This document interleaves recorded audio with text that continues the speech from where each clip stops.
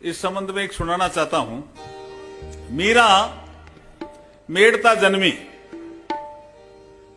शादी चित्तौड़ की, और हम सब इतिहास में ऐसा पढ़ते हैं कि मीरा के पति ने उसको तंग किया। ऐसा नहीं है।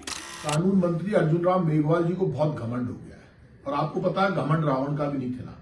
आप हैं कौन अर्जुन राम जी? आपको किसने अधिकार दिया? आप भक्त शिरोमणि मीरा, जब वो भक्ति कर रही थी मंदिर में और 6 महीने बाद जब दरवाजे खोले गए तो खुशबू आ रही थी और मूर्ति में समा गई।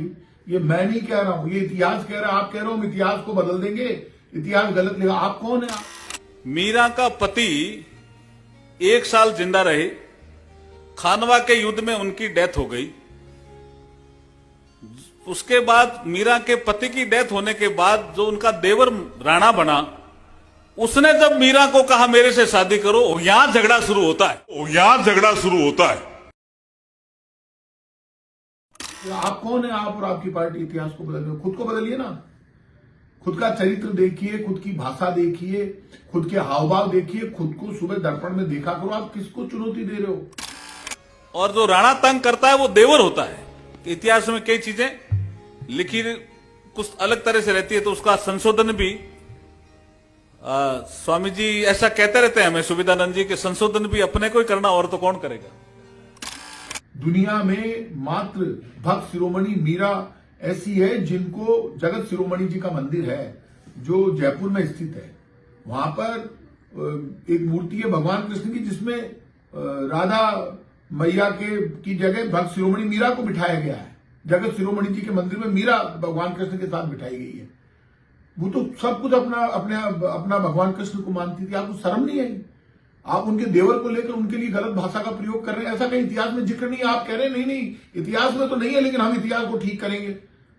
आप में दम है ना, तो आप बदल के बता देना। आपके अमित शाह जी को साथ ले लेना, प्रधानमंत्री जी को भी ले लेना। आप में दम होना चाहिए। है कौन आप दोबारा बोलो।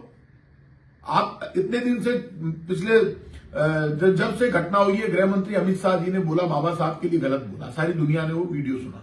आप उनकी चमचागिरी कर रहे हैं, आप बाबा साहब का अपमान कर रहे हैं।